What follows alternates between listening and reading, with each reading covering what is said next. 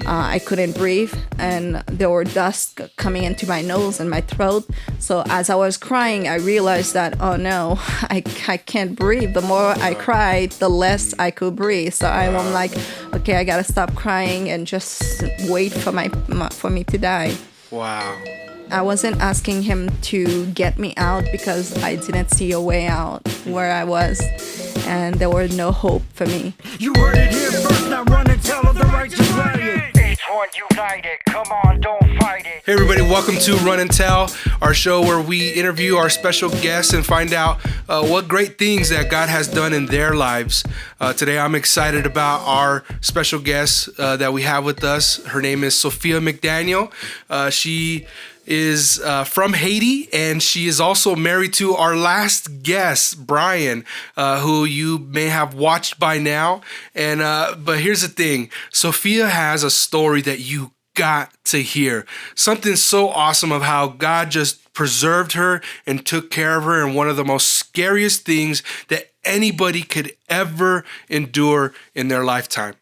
So I want to welcome my guest, Sophia. How you doing, Sophia? Hi, I'm doing good. Great to have you here, and I'm so excited for people to just hear about what you've lived through and what you've survived by the mercy and grace of God. It's good to be here. I'm glad to do this. What was your upbringing in Haiti like? It was like normal childhood in Haiti, where I was in my family with my older brother and my little sister and my mom and my dad. And we used to go to church, and my dad used to just work so we can have education at least. And so we used to go to a little school and go to church. That basically what we used to do. There's nothing else that you can do in Haiti, no fun, nothing to do. So it just basically, for me growing up, it was just church and school. That's all I knew. And is that the experience for most children there? Yeah, that's pretty much how it is for most of the kids, and especially because it's not safe to sometimes to go out. So if your parents, most of the time the parents are not, doesn't allow kids to go anywhere, just to protect them, but also because there's not much you can do in Haiti. Around 2010, what are you up to? I was finishing school around the time, and it was just like before, going to school, come back, and then going to church. And then because I liked singing, so I decided to join a choir. So I used to go to choir practice and then basically home and then repeat. It was just like this cycle. It was just like this the whole time. So did you have like a strong relationship with God at that time? I was a believer. I strongly believe in God, but just like a lot of young people, I think, when they grew up in church, like they grew up to see nothing but church, sometimes they're just wondering what's on the other side. Like they're curious about what's going on out there. So even when I was still in church, I wanted to keep it that way, not only because I loved it, but also to please my parents. But also I was like looking for something else, like looking to see what's out there, what's going on. And I was following my friends, sometimes going to little after school programs and doing weird things just because I didn't know what they were before. So I wanted to experience them because some of my friends were talking about them. So I wanted to see what's out there. So I was in church. I believed in God, but I was still kind of like outside still. But I don't think it was like a full commitment to God because we were still doing other things outside of the Word. And so the moment that you're saying that you had to actually cry out to God is actually the same moment that earthquake happened, right? Yes, it was. Yeah, around the time I was in school, And then after that, by the end of the day, I had something to do with my older brother. So we went to do it. And then after that, he is not the kind, like we were close, but not too close at the point where he can tell me like what he wants me to do or not, or stop me from doing something if I wanted to. Yeah. So Sounds like my sisters with me. yeah. So after we did what we had to do, and he told me, why don't you go home with me today? I don't feel like it's already late. You shouldn't go to choir practice for some reason. He told me that. He never told me that before. And I said, no, I already missed choir practice a couple of times. Plus, I had to renew my contract with the choir. So I have to go today. And he said, okay, well, I'll see you later. So he went to a direction to my house, my dad's house. And then I went to another direction to my church. So I went to the church, and when I arrived, all the choir was sitting outside, and then they said, well, why don't we go upstairs so we can start? But Sophia and a couple other people, why don't you go to the other side so you can fill up the paper so you can renew your contract with the choir. And we did just that. So we took the paper and went to the side so we can fill the paper out. And then while we were filling it, the choir was sitting in the middle of the church. We were on the side, and that's when we started to feel a little shaking, but we didn't know what it was because in Haiti, I mean, we're basically not used to anything at all, even if it's natural disaster. Like, we're not used to that. They don't teach us that. It's like, we didn't know what it was. Oh, you guys weren't prepared. We weren't prepared. And we didn't know what it was also. Oh, wow. We didn't know it was an earthquake and what to do in that situation. Wow. So, but my choir was in the middle when the church started to shake. And my, the guy that was doing the practice with the choir, he told us, run. He told them to run. Basically all the kids got up and start running, but we didn't hear him say run because we were on the side. Yeah. Filling out the paperwork. Yes. Okay. So by the time we saw them running, when we got up to start running too, there were a big balcony on my church, and when we look, last thing we remember was the balcony fell off with a lot of the kids. Wow. About how many people do you think that was? There were a lot of them. I think I would say probably 20 on the balcony around the time, but there were more all around the church because they all didn't run on the same direction because everyone spread up. And so a balcony, so was this like the second floor? Or? Yes, it was the second floor. Wow. So it fell off. And when I saw that, I was so in shock. When I was running, I saw all those things. And then last thing I remember is I'm not going to run anymore. So I stopped running. I just held one of those big puddles that was next to me. And that was the last thing that I remembered. And when I opened my eyes, I was under everything. It was dark. You were under a pile of cements. There were two shades of them because I was on the second floor. Basically, the first floor fell on the second roof, and they both fell on me. Wow. And what happened to the other lady that was with you? There were a lot of other people next to us, but basically there were one of them that was right next to me, the same place as me, and she died right away. She died right away, next to me. And she was right next to you. She was right next to me, and so she died right away. So you woke up, and she's not with you anymore. Yes, she was dead. I think I'm still not sure till now how it happened, but some people had told me that probably the big puddle that I was holding, the one that went through my leg, is the one that you were holding like a piece of like a pole, a pole. Yes. Wow, and it went when you say through you, what do you mean? In Haiti, constructions are different than here. Okay. So inside the pole, it's like a construction where they put rebar in front of it and then cover it with a cement. Okay. So when it fell, not only the cement broke, but the rebar kind of popped out everywhere, and then that rebar was the one that went through my leg. So it went through your leg. Yeah. So the earthquake happens. You see about 20 people on a balcony go down, and they didn't survive that? Some of them survived, some of them not. Wow.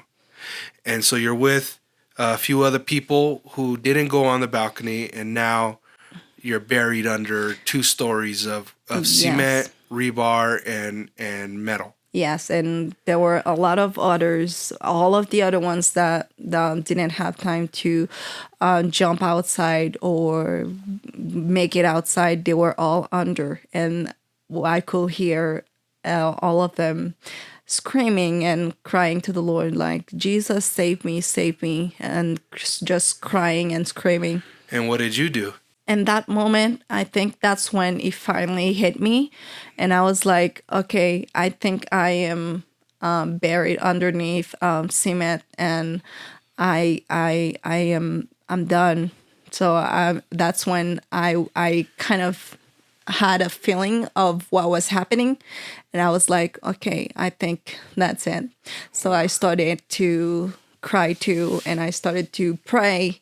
And that's when I realized, I'm like, I don't even know if I die today where I'm going, because I don't think I'm safe. I don't think I'm born again. And I started to think about all those things that I was still doing while I was at church.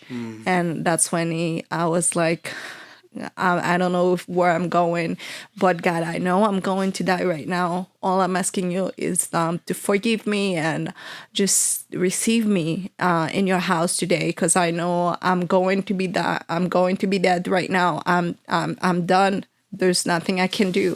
I was screaming and crying and just say, please forgive me and receive me. Forgive me and receive me. That's all basically what I was doing. Obviously, he heard your prayer. Yeah. Yes. But then not only that, he goes the extra mile and he rescues you from there. How did that happen? How did God get you out of there? When I was crying and I was screaming and praying, and I said, God, I know now that, I'm not saved, that all those things that I've been doing, I shouldn't be doing them. I wasn't, honest with you, with my relationship and everything. So I want you to save me, and just take my, but I wasn't asking him to get me out, because I didn't see a way out where I was. And there was no hope for me. And I was just burying, especially because there were aftershocks after. Oh, wow. And I had stuff all around me. I had like chairs stuck on my neck. I had another pole on my back, plus the one that I had on my leg. And because I was crying and screaming under where I am. So basically, the little space that I had with the little air on it started to get less and less. I had more hair. I couldn't breathe, and there were dust coming into my nose and my throat. So as I was crying, I realized that, oh no, I can't breathe. The more I cried, the less I could breathe. So I'm like, okay, I gotta stop crying and just wait for me to die. Wow. And when I was laying there, kind of quietly waiting, because I didn't think I was going to make it out. And that's when I heard my dad's voice calling me. Wow. And he was calling me, was saying, Sophia, where are you at? Where are you at? And at first, I couldn't believe it was my dad. I thought I was in heaven already. Wow. And I couldn't believe it was my dad. I was like, Dad, is that you? I was trying to answer, but he couldn't hear me because I was too deep under. And there were too many screaming around with the other people, so I couldn't hear him really good, and he couldn't hear me at all also. So what I did was, when he was screaming for my name, because I fell on my tummy, and I was able to pat down with my hand to try to find a little rock or anything that I could find. So when I got the rock, every time he screamed Sophia, I'm like, okay, that's my dad. I think that's my dad for real. It's not a voice, just a voice. It's my dad. So when I reached the rock, every time he says Sophia, I just try to find something that I could knock, and I found a chair that was like basically stuck on my neck. Wow. And every time he says Sophia, I knock on the chair. Wow. And a couple of times. And he heard it. Every time, if he says Sophia 3 times, I knock 3 times. If he said it 2 times, I knock 2 times, because I just wanted to make sure that he heard me, and I wanted him to make sure that I heard him calling me too. This whole process of you guys communicating in that way, he was digging, or he wasn't digging yet, because there were nothing to dig yet, because there were concrete. It was concrete and on all those things.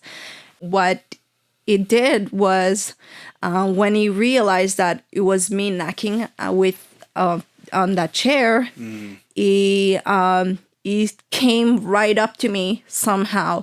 It wasn't up to me, but it was right above the cements that I was on. And he came to me and he said, "The minute God show me where you are, I promise you, I'm going to do everything I can to get you out. You're not going to die." Wow. And I was just crying.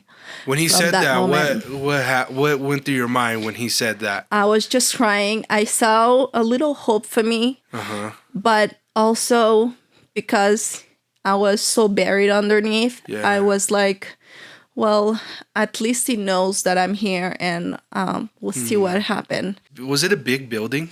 It was a really large building. Wow. It was a big church with 2-story, and I was on the second one, and there were another one above of me. So to have a moment, a lot of people didn't get that chance or that time to be able to cry out to God like you did.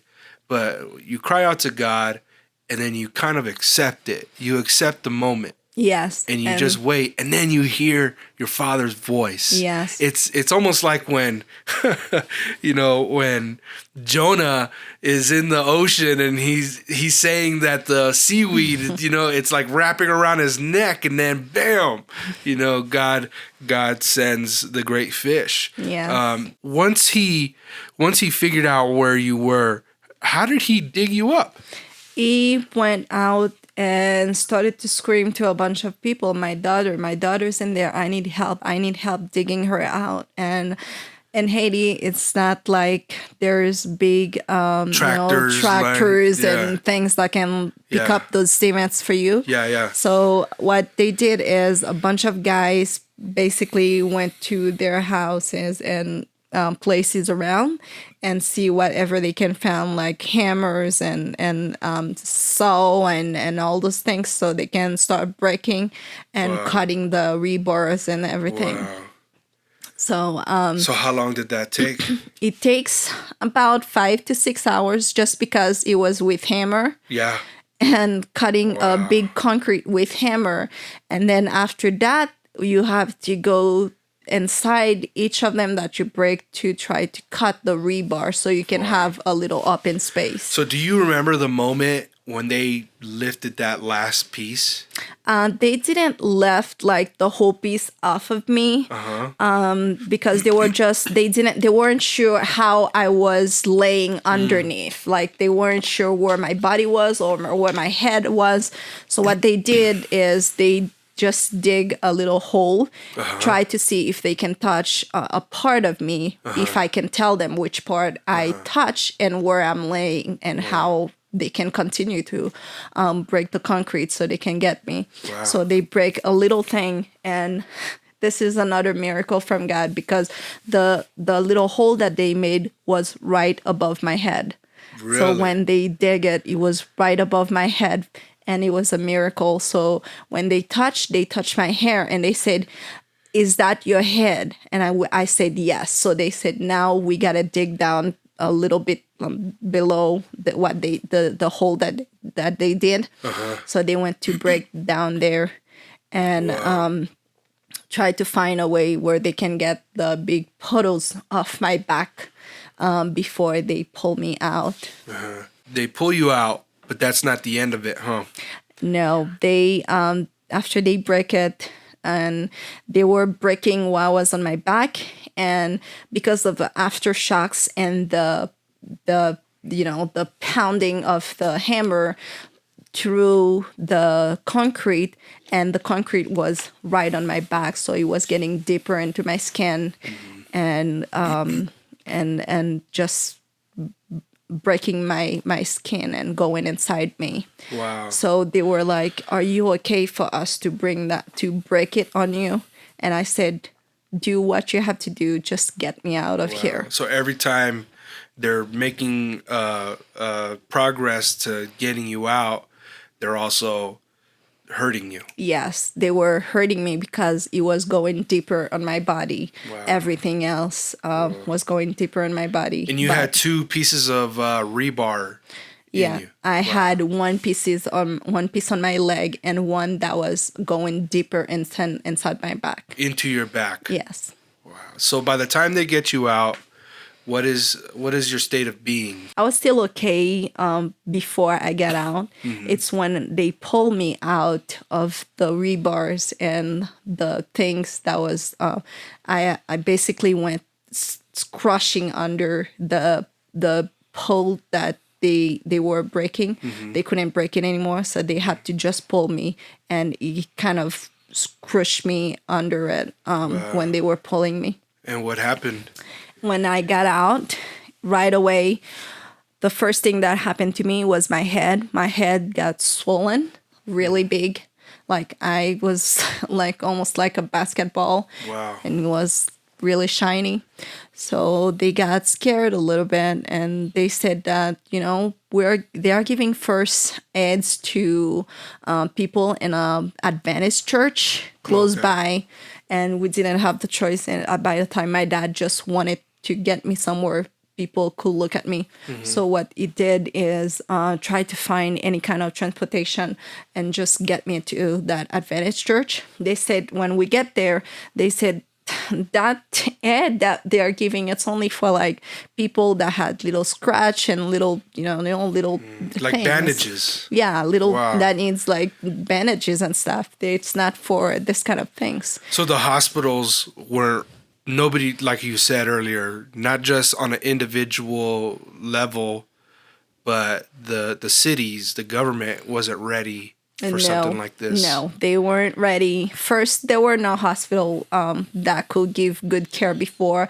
Plus, now not only it was a natural disaster that where everybody needed help, and they already couldn't help like 1 or 2 people that came before on their own. Now they had the whole country coming to them. So when I went there, after they said that they couldn't help me in that Adventist church, my dad put me down and just started to cry and just waiting to see what was gonna happen. And something that we never saw before was an ambulance in Haiti. Wow. It was rare to see an ambulance. God did it again one more time around that time, and sent an ambulance right next to me. And they said, we're only taking serious people. We don't have time to little minor injured. So they put 3 of us inside the ambulance. I think I was like really bad,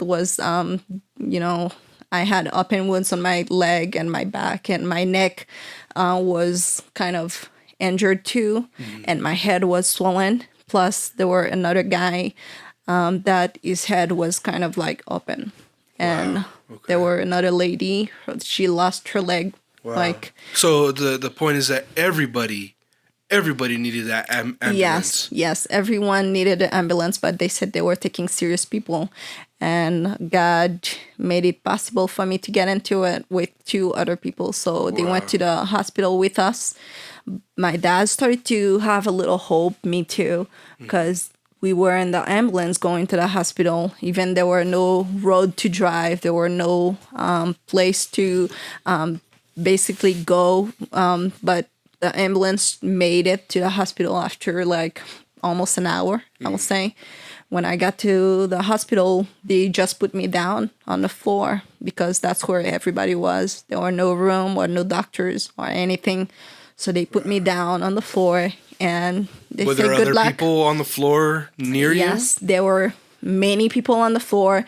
And I even saw they were still bringing more people when I was on the floor. They were bringing any kinds of people, alive or dead. They were just putting them next to us. Alive or dead. How long were you on that floor? I was on that floor until like probably 12 or 1 o'clock in the morning. Till like... So how many hours would that have been? Till like, I would say 6 or 7 in the morning. And there were no doctor to see me. No one saw me, and I was still laying on the floor. I was in pain because my injuries started to get cold because it was freezing outside because I was on the floor with no sheet and on the cool hair.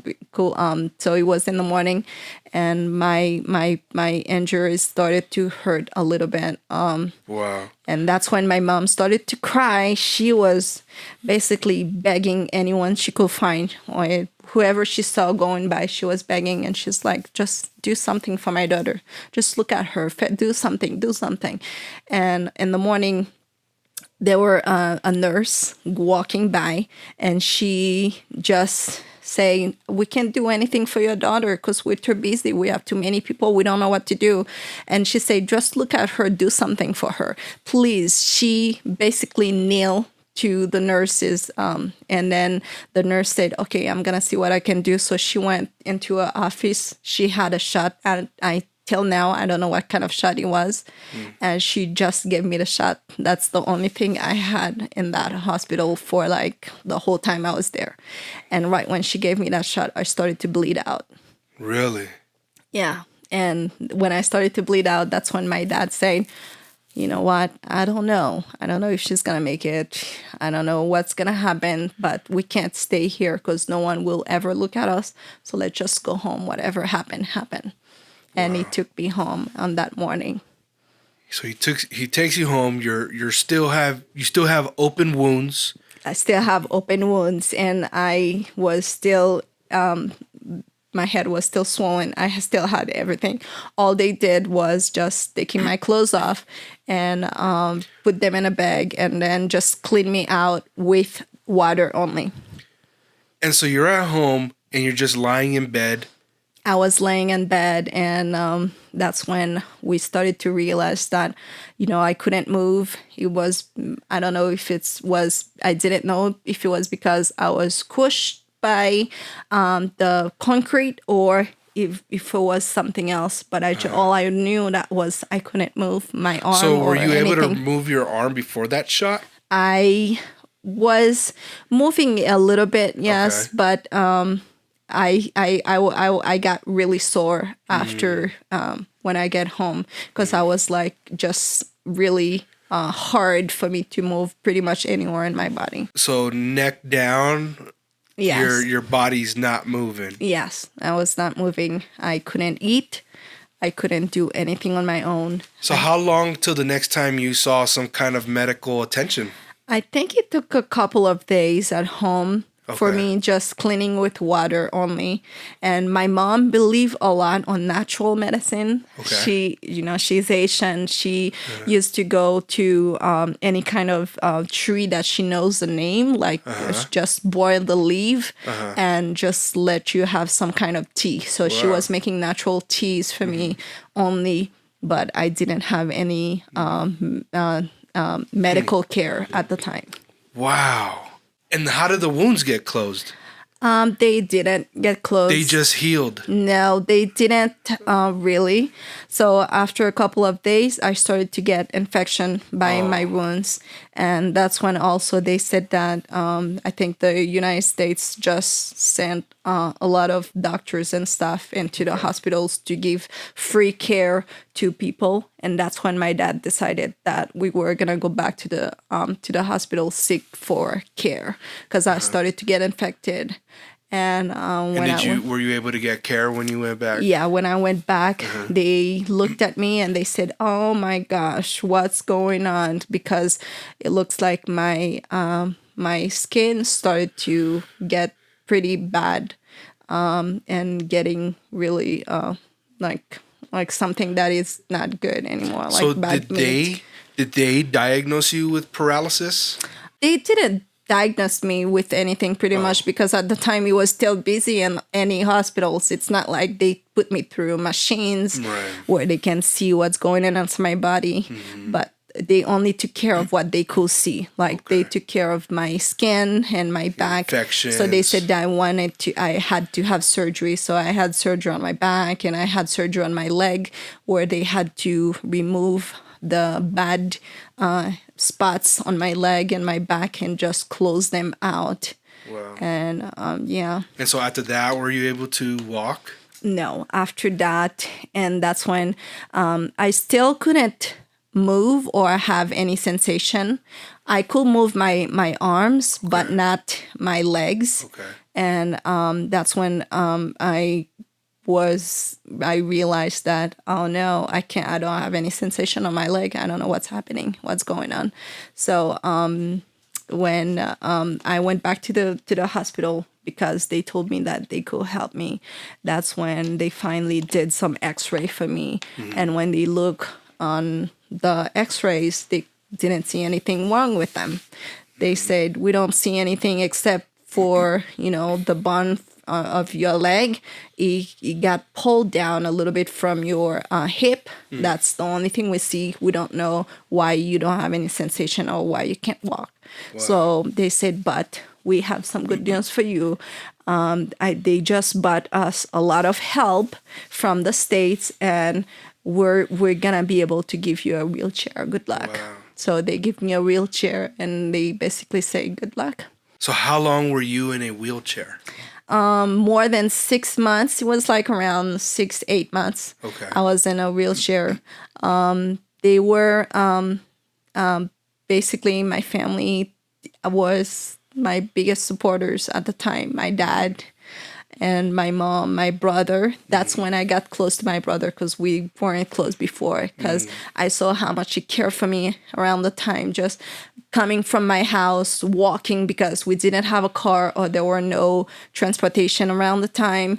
Just coming from my house, running to the hospital with his feet, just carrying me to the bathroom and carry me all over I want to go and just feed me and all those things because they were doing everything for me. Yeah. And I was just sitting on that wheelchair thinking about my life like I haven't done anything and now I'm paralyzed in a wheelchair. What am I gonna do? Wow. And I think about in Haiti with a wheelchair. I'm not exactly sure what part of Haiti you grew up, but in the parts that I've been, you can't just be going everywhere in a wheelchair. No. There's not wheelchair access. The roads, are not it's wheelchair dirt road, friendly. Yes. So, that even more so, because a person in a wheelchair over here, they may have a little bit more mobility because, codes and stuff like that. But over there, not so. Yeah. So you're sitting in this wheelchair. What's going through your mind? I was like, okay, God, you saved me. I started to complain about my life a little bit. And because I was like, now I'm going to have people feed me and do everything for me. So at one point, I was like, I think it was after I had my surgery, I'm like, I'm going to try to do everything on my own.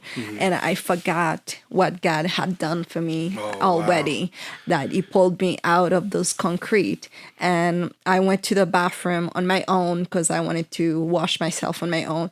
And when I was trying to do everything on my own, I fell off my wheelchair and I got right back to where I was before the surgery. So I had to go to surgery again. Oh, wow. And that's when I'm like, oh my gosh, God, I'm sorry. I'm thankful for what you've done for me. I mean, I wasn't supposed to be here, and now I'm here. I am not going to complain about my life again. And one of my friends from school had an iPod, and they gave it to me with worship music on it. And I sat and listened to worship music around the time and started to get serious in the Lord. And Really? I committed my life. So you're sitting on this wheelchair and you're listening to worship music, and God starts changing me and working my heart. And that's when I decided, I surrender, Lord. I committed my life to you. I am not fighting anymore. Wow. Just take me and do whatever you want with me. What were some of the songs on there that helped you do that? I listen to a lot of Chris Tomlin songs. Chris Tomlin? Yes, Yeah. and I usually, what I do is I could walk my arm at the time, so I usually get a piece of paper, listen to the English music, learn them, and then translate them in French, so I can understand totally like what they were saying in the music. So I used to Really? translate them. Yeah. Wow. So you're learning English. Yes. Had you spoken English before at all? I learned English at school, but I never practiced it or any like listen or speak it before. But I started to listen to those music, and the words I had a dictionary, so I used to just look at the words and translate the music so I understand, and then learn English. So when you're in the choir, were you guys singing French? Creole. It was Creole. French and Creole sometimes. Okay. Yeah. Wow. So you're listening to worship music, you're learning English, but God's also dealing with your heart and your attitude towards the situation. It's so human for us to immediately forget the great things that God has done. And, if we read the scriptures, we read the Old Testament, Israel did that time and time again. They would forget. Well, God, they'd say, hey, we had it better back in Egypt. And it's like, no, you didn't. Yes.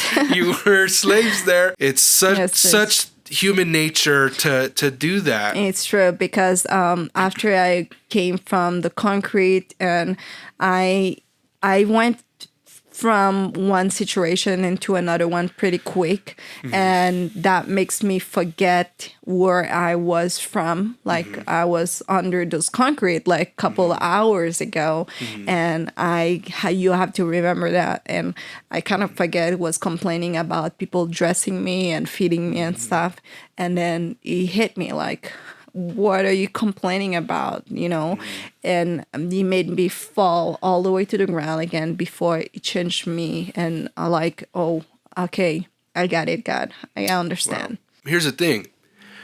You're leaving off on your story that you were in a wheelchair, but I saw you walk in here on your two legs. So you got to tell us how that happened. So when I was after God started to change my heart and realizing that I have to be serious in the Lord now and committed my life to God. And I was listening to worship and teaching all day and all night. That's all I had to do, because I didn't have anywhere to go or anything to do. So one day I was just sitting, listening to my worship music, and then I felt a little cramp on my toes. And I said, Mom, I think I feel a little cramp on my toes. My mom said, are you sure? And I said, yes, I'm sure. And she goes, okay, we have to go to the doctor right away. So the next morning they brought me to the doctor, and they said they were doing all kinds of tests to see if I really feel something. When I felt something, they said, oh yeah, it's coming back. It's coming back. You have to. So we're going to try to get you into a couple therapies where you can see if you can regain your sensibility again on your legs. And I started to get therapy, and then after a couple of weeks, I was able to stand on the clutchers. I couldn't walk good on the clutchers because I wasn't used to it, and my legs were still weak because I couldn't feel good yet on it. On my legs, I mean. And then when after the clutchers, I started to, regain fully sensibility on my legs, and I started to walk again slowly. So how long from that cramp in your toe to you walking? It was like a whole nother miracle because it went pretty quick. I started to feel the cramp, and after 2 weeks of therapy, I was able to stand on the clutchers, and then after I'll say like another 4 to 8 weeks, I started to walk. On your own, you started walking on your own. I started to walk on my own. So 6 to 8 slowly. months. 6 to 8 months, you're in this wheelchair, and your legs are paralyzed. You have no feeling, no sensation, no way of controlling them. You have to get surgery again because you tried to do stuff on your own, and then you're feeling bad. Yeah. Yes. And then God does a work in your heart again. Yeah. And then you accept that. Yes. Yes. And then he heals you. He heals me. And totally then, heals me. So after 6 to 8 months of just finally getting to a place of like, this is my life now. And then God says, bam. Yes. Here you go. Yes. Do you ever wonder, excuse me, I'm sorry for interrupting, but do you ever wonder what it would have been like if you walked out of that rubble? I don't know. I don't know. It's almost like it was a part of God's plan, because you're one of the most pleasant people I know. Whenever our families get together, we look forward to Brian and Sophia coming up and hanging out with us. And, you're one of our favorite people to hang out with. And it's like what God did in your heart in that situation. It's, from my experience, I know that, there's some hard things that I've had to go through, but I wouldn't be who I am today without the grace of God. Yeah. And what he had to do in breaking me down. And do you think that that's kind of what happened in your situation? Yes, I think it's totally what happened in my situation. It was totally the Lord. It was God's plan to not only save my life, but save my soul also. Because I think he saw that I wasn't gonna go to heaven if I died when the earthquake happened. And he had a plan not only to save my life, but save my soul and place me where I am today. Because I had no idea what was gonna happen, which is what the earthquake, and I had no idea that it was gonna save me the way it did it, and I was gonna paralyze and all those things. I didn't know, so it was God's plan, one after another. Wow. All right, so you got your legs. You're walking. What do you do? So after I started to walk, I had a couple friends, and I decided. I said, I want to do something. I want to do whatever it is. I don't want to sit at home anymore because I sat at home too long. I want to have a little job, whatever it is. And it was my first job ever. After I started to walk, they told me that they had a restaurant where they were taking people, and that if I was interested, I could go and they can get me a job. So I went the same day that they told me that. I went to the restaurant and they told me, yes, you can start right away. The same day they started me. I went for an interview and they started me the same day. And how long was that after you first started walking? It wasn't. I think it was like around maybe 5 to 6 months. Okay. I would say. All right. So you're walking and you're at home and you're like, man, I've already done enough of this being at home. I need to get a job. Yes. And so you get a job and you're working at this restaurant. Yes. All right. I was working at the restaurant. It was a restaurant, a bakery. It was called Epidor. And I was working. I think I've eaten there. Yeah. Yeah. Because Brian took missionaries there a lot. Okay. So he used to go with missionaries when they goes to. That's why he always took us there. Yeah. Wow. Okay. So I was working at Epidor, and then Well, he used to come all the time because he used to bring missionaries.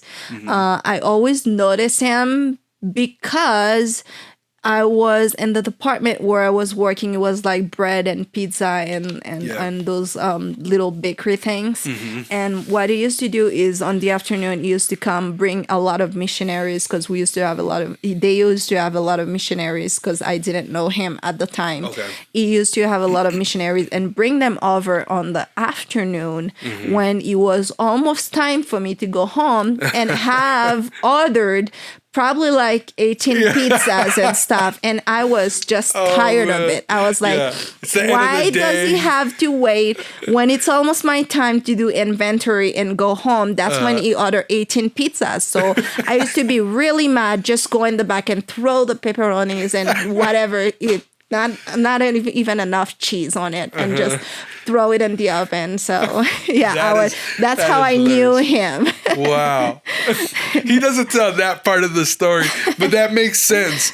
It makes sense. Yeah. I had a cookie or a job at a restaurant too, and that was the worst. Is you're about to clean up everything, and it's like, I'm gonna get out of here on time, and then someone comes in 1 minute before closing, and then you got to start the kitchen up all over again. It's the worst. Imagine 20 people, because a lot of the groups that go out of there, or go out there, that compound or that facility, I think it hosts like 20 plus people, 25 people. I forget. It's a lot of people. Oh, yeah. And so he used to come with a lot of missionaries and sometimes even mix them with the staff and other like tons of sandwiches, and they all need different things. They would used to have cheeseburger, hamburgers, and pizza and stuff, different things. And it was time for me to do inventory and go home. And I was just tired of it. I was just like, I am not doing the pizza good. So I just throw the stuff on it. Yeah. And one day it came a little earlier, and I was in another department that they had sent me. And he came to me and he says, do you love Jesus? And when he gave me the paper to serve him the burger. So I took the paper from him and I checked it to see what I had to do. And I gave him the paper before I go back. And I said, no, I don't like Jesus. And I went back to do what I was doing. And I saw him just standing there and looking at me like, wait, what's going on? Did she just say no? Did I hear that good? Did she just say no? So I was just doing my stuff, didn't even pay attention to him. And then when I came back and he said, you don't like Jesus? And I said, no, I don't like Jesus. I'm crazy for him. And that's when he goes, whoa. And you got a good impression of him. He didn't tell me that until after, and then, but he said that's when he was like, he said he was with someone, and he told that person, did you hear that? Did you see that lady? And the person was like, no, what lady? Wow. And he said he went home because he had some bread around the time. He said he went home on that day, the same day, and he goes, okay, I gotta go get some more bread. Wow. Yeah. Wow. Little did he know. Yes. And it was all God's plan from the beginning of me going to the choir practice until the end. It was God's plan. He wanted to just show me how powerful he can be, and how he can work, how far he can go just to save somebody's soul. And I am grateful for that, forever grateful. I'm alive. A lot of my friends didn't make it that day. A lot of them had passed, but I am here today. And God used me sometimes and to share my testimony and to tell people how powerful he is and what great miracle he can do. There's nothing he can't do. Amen. What she said. You heard it here. What an amazing story. That is, God is so powerful and he's in control. And I think if Sophia can be here standing and smiling and grateful for every part of her story, that tells me and that tells us that it doesn't matter what's going on right now in your life, in my life, if it's uncomfortable, if it's hurting, if it seems hopeless, that if there's still breath in your lungs and Christ is still the Lord of all, then he can still save you. And I want to encourage you out there, if you're hearing this, whether you're a believer or not, that if you call on the name of the Lord, you will be saved. And there is always hope. Thank you, Sophia, for sharing your story with us. Thank you for having me. You heard it here first, now run and tell of the righteous way. Each one united, come on, don't